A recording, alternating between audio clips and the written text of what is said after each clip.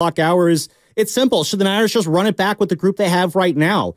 We've been talking a little bit about Brandon Ayuk, kind of his future, and Peter King joined Willard and Dibbs yesterday and basically said that, I won't replay the clip here, but I'll paraphrase what Peter King said, which was, if you're trying to get a deal with Brandon Ayuk, I think part of it is you entice him by saying we're going to run it back with this group. And is that the right choice? Should the Niners just run it back with this group? We want to hear from you guys, the listeners. I want to start with, we got some great callers on the line. One of my favorite callers to call in, because FP, all these callers we have on the line, like usually I'm talking to them. I screen all the callers, everybody who's ever been on the Morning Roast. I've talked to all of them first.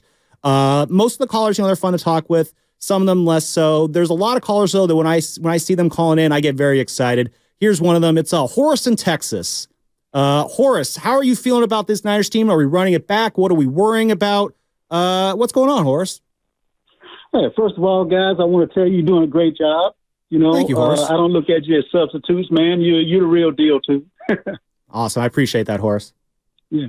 But here you go. From a roster standpoint, you got to run it back, man. You have to run it back for a couple of reasons. Of course, you may have to make an adjustment here, adjustment there. Somebody gets injured, you got to replace them. I get that part. But overall, you got to run it back, because when I saw that Super Bowl, you know what I really saw? Yeah, there's plenty of blame to go around, plenty of finger pointing and everything you can do. You can point it to this person, point it to that person, Shanahan, whoever.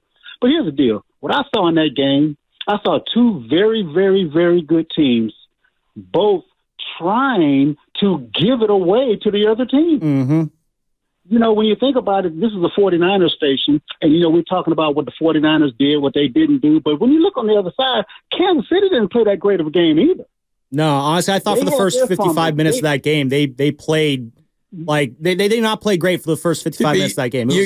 Both of you guys, there's this thing called nerves in big games. And when you're playing on the biggest stage, I don't care how many times you've been there, you're going to be nervous. And when you haven't played in 2 weeks and you've talked about it for 2 weeks, now all of a sudden you're playing a game to determine your future. Those guys, they played tight. Both teams played tight, especially the Chiefs in the first half. So we could say this team didn't play good, this team didn't play good. There was just a little bit at stake in that game. So, no matter if you're Mahomes, no matter who you are, no matter how many times you get there, there's pterodactyls in your stomach, not butterflies. It's kind of how I'm feeling right now. And that's all the reason to run it back, because you had them. You just didn't take advantage of the opportunities they were giving you. But you had it. You got to run it back. And here's another thing too. One thing I disagree with you guys when you said that you got to be obsessed with Mahomes, with beating Mahomes. I think that's the wrong way to go, because when you get obsessed with somebody like that, they're in your head. And if you get so obsessed with beating them, you may not make it to them. Remember when the Houston Rockets a few years ago, they were all year, we're built to beat the Warriors. We're built to beat the Warriors. We're built to beat the Warriors. And what happened? They almost didn't make it to the Warriors. But then when they got their wish, guess what? They couldn't beat them because the Warriors were so in their head. I agree with you, Horace. Good point. Thank you very much for your call there. I do like what Horace is saying there, and I'm a kind of agree with him in that sense, and that, yeah, I think if you're the Niners, like I said, do the Niners have a big game problem? They have a Patrick Mahomes problem. I really do think they just have a Patrick Mahomes problem, because we have no way of knowing how they would go against the AFC's best in the biggest stage, because they haven't had that chance. We have this conversation, about Brock Purdy, whether he's good enough to lead the 49ers, whether he is that guy. Is he Joe Montana? Is he Steve Young? Is he this guy? Is he that guy? I've always been very high on Brock Purdy. I just remember that the throw he made to it was Chris McCaffrey in that Bucs game last year. It was his first start. He just uncorks this just 40-yard pearl. And I was like, oh, they got this guy. They got a guy here. They got something here. That was when the crowd's going, Purdy, Purdy, Purdy. And I'm in the press box hearing this. I got goosebumps. There's no way I'm watching this kind of story unfold in front of me when the greatest quarterback of all time is standing on the opposite sideline, and Tom Brady. Seeing all this play out, I became a believer in Brock Purdy. But I'm also going to be honest about Brock Purdy in that I don't think he's ever going to be a top 5 quarterback. Right now, I would say the top 5 quarterbacks in the NFL right now is obviously Mahomes, large gap, and then you got, in no particular order, Josh Allen, Lamar Jackson, Joe Burrow. I'm even going to throw C.J. Stroud up in there right now just because of how good he was his rookie year. There's probably some prove-it aspects that he has going into his sophomore season. We'll see how that plays out this year. But I don't see Brock as ever being a guy who's going to be considered a top 5 quarterback in the NFL.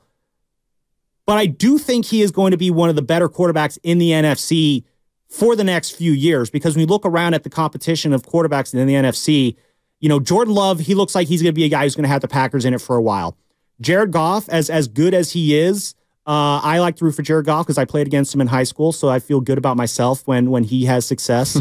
He crushed us when he played us, so it stings a little bit less when I see him beat other teams. Baker Mayfield, good. I don't know if I would put him at elite tier in the NFC status quite yet. Jalen Hurts, he's obviously good in Philadelphia. Philly's got a lot of questions though. Dak finished higher than Brock in the MVP vote. I disagree with that. I don't see Dak as being a championship threat quarterback at all. If I'm the Niners, I'm focusing on your own team because you have a quarterback who I believe year in and year out, at least next year for sure, and for as long as he is running things in San Francisco, he could have you in a position to play for a Super Bowl every year. And the whole thing is like, he's never going to be good as Mahomes. He's never going to be good as Josh Allen. That's fine, but here's the thing. He may not be better than the top 5 quarterbacks in the AFC. He doesn't have to be better than all 5 of those quarterbacks. He only needs to be better than one of those quarterbacks for one day of the year. Outside of that, just be the best quarterback you could be in the NFC. That's why I would be very bullish on with the Niners running it back, is because when you have a quarterback, you have a chance. And for the first time in a long time, 49ers, they have their quarterback. Jeff Garcia, he had a good run. Colin Kaepernick was kind of he was around a little bit too long to be a flash in the pan, but he didn't stick around long term. Jimmy Garoppolo, there was obviously a very hard ceiling there that the Niners couldn't get over with him. But with Brock Purdy, I feel confident with this unit running it back with him simply because of him. He has shown an adept ability to run this team, get them where they need to be. And he's only going to get better next year because last year he was too busy worrying about his elbow. All off season FP, he's going to be buried in that playbook, getting much more experience at running this offense. And I love where that puts the Niners going into next year. I mean, when you talk about stats this year, he was number 1 in so many categories. So if you're talking about top 5 quarterback, I think he's already a top 5 quarterback. If you're talking about like talent wise and punt, pass, and kick and arm strength and evaluating spin rate and all that stuff, probably not going to wow you. Brock Purdy's the kind of player, the kind of football player, for lack of a better term, because I think he is a football player, meaning that he's a gamer, is not going to wow you if you watch him play one game. Brock Purdy's not a guy that's going to wow you necessarily if you just watch some highlights. But if you watch him over the course of a 17-game season and how he creates, how he extends plays, how he keeps his eyes downfield, how accurate he is on the run outside the pocket, now all of a sudden adding the scrambling in his legs to it, which I think has always been there. He's sneaky fast. I think he has a chance to be a top 5 quarterback. So when you talk about his passer rating this year, and all the stats and yards per attempt, he was number 1 in so many categories, and I can't remember them off the top of my head. I'm not going to sit here and pretend like I can. So I believe in Brock Purdy. I think he's only going to get better. I think his arm's going to get stronger because you're dealing with a major surgery where I think his arm fluctuated this year. I think there was good days and bad days with his elbow. And some days he could really let it rip and spin it. Some days it came out weird, whether it was the weather, whether it was... So I'm a big believer in Brock Purdy, and I think he's only going to get better with time, with confidence, with experience. I don't know that he has the intangibles off the chart like a Patrick Mahomes, but who does? But Patrick Mahomes is a perfect marriage. I think it's unfair to compare anybody to Patrick Mahomes right now. Yeah, but I'm just saying, like, from a winning standpoint, from a winner and what it takes to win, like that guy's next level. Not just in talent and what he can do, but just the belief in himself that he can beat you in any way with whoever he's got on his team. Yeah. No, I know we've had that's interesting you say about the intangibles there, because I'm kind of on the opposite sense. I think his intangibles are some of his greatest strengths, just in terms of how he comports himself on the field, his ability to process in real time. We have Brian Baldinger on this show every week during the NFL season, and he would rave week in and week out about those intangibles that Brock has, his ability, those processing abilities he has, the ability to effectively run this offense. And what gets me excited is as he gets smarter and smarter as a player, those intangibles I think are going to show more and more. And then when he kind of gets a feeling of how to better use his body on the field too, as he gets stronger as a quarterback as well. Like, this is a conversation I had with Shasky. Why can't Brock get better? Like, do we really think this is Brock's ceiling? I don't think so. He's 24 years old. Like, FP, is it uncommon for guys who are 24 to still get better as they age deeper into their 20s? I mean, I see why. I don't see why not. I am curious, though, as to what our listeners are feeling right now. Want to go to the coach in Los Altos. He wants to run it back with a change or two. Coach, how you doing, man? Hey, gentlemen, how are you? It's always nice to talk to you guys. I hope Shasky's okay, and FP, you're always been one of my favorites. So great to talk to you guys. Yeah, I was at the game with my two of my sons, and it was devastating. I mean, we were 9 rows from the field, and it was right down by the end zone, right where they scored the winning touchdown. Oh. And I'm not going to rehash the missed holding calls that were incredible. The officiating is what it is. That's not the reason we lost. We lost because of a couple of reasons. One is obviously Patrick Mahomes, and I think that running it back with this crew is sort of the definition of insanity. I think you're going to get the same result unless you make some changes. And so there's a few changes. By the way, Sam, I completely agree with your comment about Greenlaw. Greenlaw was shutting Kelsey down before he went down. I mean, shutting him down. So I think we need to do a few things. And here's what I would do, probably in order. Number one is I'd go get Al-Shahid. I pronounce his name wrong, but I would bring back our linebacker. I think he's on the Titans. I would bring him back to, and he wants to come back into that middle layer of the defense.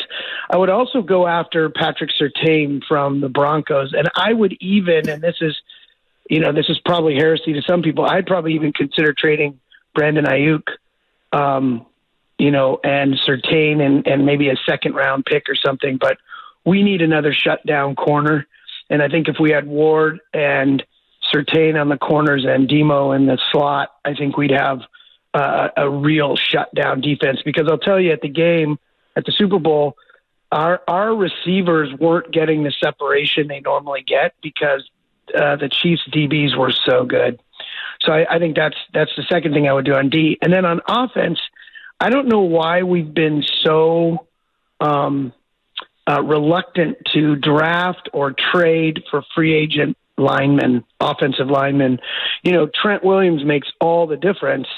But the other side, I mean, I still think we could have won that game if Burford would have just blocked Chris Jones, given Brock one extra second, because they had both Juwan Jennings open for the first down, and they had Ayuk open for the touchdown, but he had no time.